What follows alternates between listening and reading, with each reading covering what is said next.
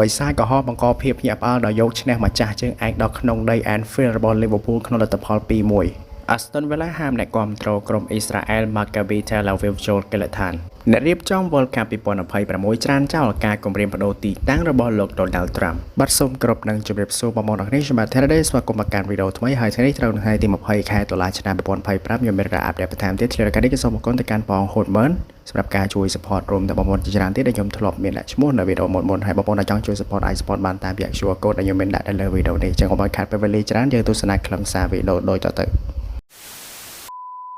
បិសាចក៏ហោះបង្កភាពញាក់ផ្អើលដោយយកឈ្នះម្ចាស់ជើងឯកដល់ក្នុងដី Anfield របស់ Liverpool ក្នុងលទ្ធផល 2-1 ការប្រយុទ្ធនេះគឺជាការប្រកួតនៃក្របខ័ណ្ឌ English Premier League សប្តាហ៍ទី 8 ដោយក្រុមម្ចាស់ផ្ទះហងក្រហម Liverpool ដែលជាម្ចាស់ការពារតំណែងជើងឯកបានបើកទ្វារកិលដ្ឋាន Anfield ទទួលស្វាគមន៍ក្រុមបិសាចក្រហម Manchester United ដោយគ្រាន់តែបើកឆាកការប្រកួតបាន2នាទី Brian Mbeumo បានរករបល់បើកឆាកនៅនាទីទី 2 ជួយ Man U នាំមុខមុន 1-0 ហើយលទ្ធផល 1-0 នេះបានបន្លាយរហូតដល់នាទីទី 78 ទើប Cody Gakpo រករបល់ឲ្យ Liverpool តាមស្មើ 1-1 វិញហើយអ្វីដែលនឹកស្មានមកដល់នោះគឺនៅចុងម៉ោងនាទីទី 84 ខ្សែការពារ Harry Maguire បានរករបល់ជ័យជំនះឲ្យក្រុមបិសាចក្រហមយកឈ្នះ Liverpool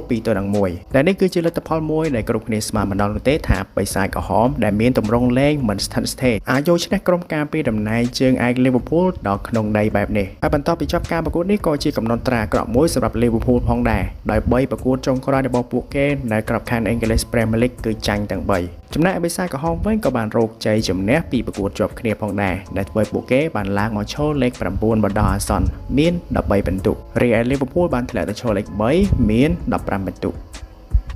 Aston Villa ហាមអ្នកគាំទ្រក្រុមអ៊ីស្រាអែល Maccabi Tel Aviv ចូលកិលដ្ឋានអ្នកគាំទ្ររបស់ក្លឹប Maccabi Tel Aviv នៃលីកកំពូលអ៊ីស្រាអែលត្រូវបានក្លឹប Aston Villa ហាមឃាត់បណ្ដោយចូលទស្សនាការប្រកួតក្នុងកិលដ្ឋានខ្លួនក្នុងជំនួប UEFA Europa League នៅខែវិច្ឆិកាបម្រាមនេះធ្វើឡើងព្រោះតែក្តីបារម្ភអំពីបញ្ហាសុវត្ថិភាពនិងសន្តិសុខក្នុងនិងក្រៅកិលដ្ឋានចំណែកទីប្រឹក្សាសុវត្ថិភាពក្នុងទីក្រុង Birmingham និងប៉ូលីសរបស់អង់គ្លេសផ្ដាំអ្នកគាំទ្រទាំងនោះមិនគួរចូលរួមការប្រកួតនោះទេ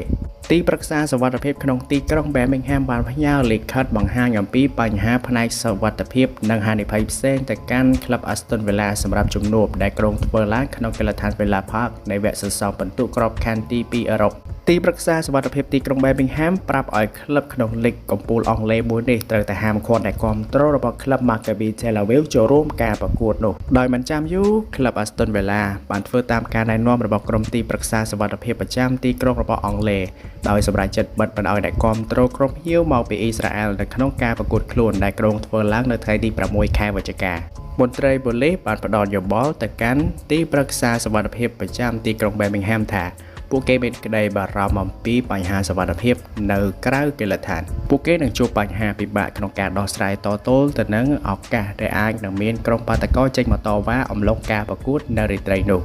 នេះបើតាមសេចក្តីប្រកាសរបស់ក្លឹប Aston Villa ដែលមានលោក Unai Emery នៃចាត់ការទូទៅដោយឡែកស្ថាប័នប៉ូលីសអង់គ្លេសបានចាត់ថ្នាក់ការប្រកួតរវាងក្រុម Aston Villa និង Maccabi Tel Aviv ជាជំនួបមានកម្រិតហានិភ័យខ្ពស់ការចាត់ថ្នាក់នេះផ្អែកលើស្ថានភាពបច្ចុប្បន្នដែលមានក្រុមបាតុករគាំទ្រប៉ាឡេស្ទីនចេញតវ៉ាច្រើនទោះបីជាមានបទឈប់បាញ់រវាងអ៊ីស្រាអែលនិងក្រុមសកម្មប្រយុទ្ធ Hamas នៅកាហ្សាករណីស្រដៀងគ្នានេះធ្លាប់បានកើតឡើងម្ដងអំឡុងការប្រកួតពានរង្វាន់ Europa League ឆ្នាំ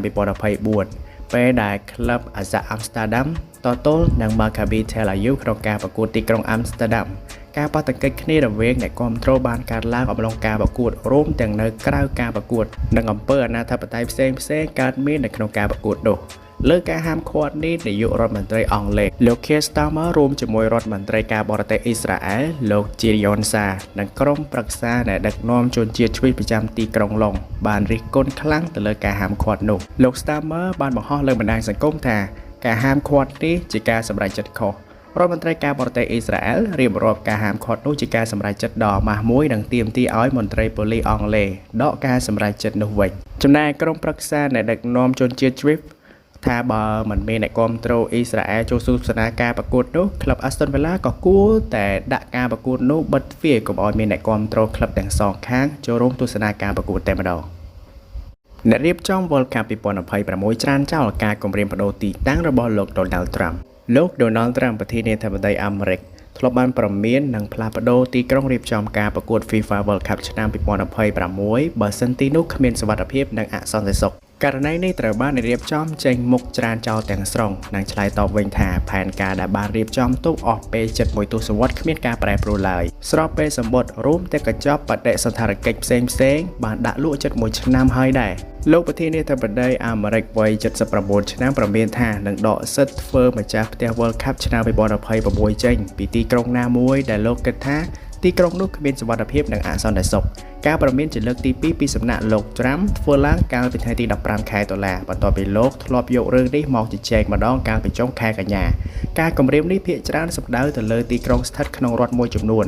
ដែលមិនពេញចិត្តចំពោះនយោបាយចាប់បង្ក្រាបអ ுக ្រិតកម្មនិងបណ្ដេញជនអតោប្រវេសន៍ខុសច្បាប់របស់លោក Donald Trump កាលពីខែកញ្ញាប្រធានាធិបតីអាមេរិកទី47ប្រមានចំទៅរដ្ឋបាលទីក្រុង San Francisco និង Seattle ដែលមិនចង់សហការជាមួយរដ្ឋាភិបាលប៉ុន្តែការពិភាក្សាថ្មីនេះទីក្រុង Boston ក្នុងរដ្ឋ Massachusetts ក៏រងការគំរាមកំហែងនិងត្រូវបានលោក Donald Trump លើកឈ្មោះមកនិយាយចំដូចគ្នារឿងនេះត្រូវបានអភិបាលក្រុងអ្នកស្រី Michelle Wu របស់គណៈបកប្រជាធិបតេយ្យទទូចថាបើរឿងនោះកើតឡើងមែននោះអ្នកស្រីនឹងបណ្ដឹងឧទ្ធរណ៍ទៅលោក Gianni Infantino ប្រធានបាល់ទាត់អន្តរជាតិ FIFA ដោយផ្ទាល់មែនទែនទៅលោក John Christie ជាបរិសម្នាក់នៅពីក្រោយភាពជោគជ័យការដេញថ្លៃធ្វើជាសហម្ចាស់ផ្ទះរៀបចំការប្រកួតបាល់ទាត់ពិភពលោកឆ្នាំ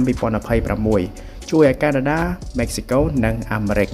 តបទៅកាន់ការគម្រាមកំហែងនោះប្រធានផ្នែករៀបចំការប្រកួត World Cup ឆ្នាំ2026រូបនេះថាគ្មានការប្រែប្រួលផែនការរៀបចំណាមួយឡើយឬការរំខានអ្វីផ្សេងទៅលើការត្រៀមលក្ខណៈចេញពីអ្វីដែលខ្ញុំបានកំពុងសង្កេតដោយផ្ទាល់គ្មានរឿងអ្វីមួយសម្បីតែបន្តិចបង្កជាការរំខានអំឡុងពេលនៃការត្រៀមខ្លួនរៀបចំការប្រកួតនេះសមុទ្រក៏ត្រូវបានដាក់លក់ចំណែកឯកញ្ចប់បដិសណ្ឋារកិច្ចក៏ត្រូវបានដាក់លក់ដូចគ្នាអស់ពេលជិត1ឆ្នាំរួចទៅហើយមកដល់ពេលនេះសម្បត្តិទៅទស្សនាការប្រកួតត្រូវបានដាក់លក់អស់ជាង1លានសន្លឹករួចទៅហើយនេះបើតាមការប្រកាសរបស់ FIFA អ្នកគាំទ្រមកពីចំនួន212ប្រទេសជុំវិញពិភពលោកឯណោះដែលបាននាំគ្នាសម្រុកទិញសម្បត្តិនៅលើការបើកលក់ទី1តាមប្រព័ន្ធអនឡាញនេះកន្លងមក FIFA ថែមទាំងបានបង្ហាញក្តីរំពឹងថាទីក្រុងទាំង16របស់សហម្ចាស់ផ្ទះទាំង3នឹងត្រៀមខ្លួនបានល្អក្នុងការរៀបចំការប្រកួតនោះក៏អមជាមួយនឹងទំនួលខុសត្រូវលើផ្នែកការពារសុវត្ថិភាពនិងការរៀបចំផ្នែកសន្តិសុខឲ្យបានល្អតាមតំបន់រៀងៗខ្លួន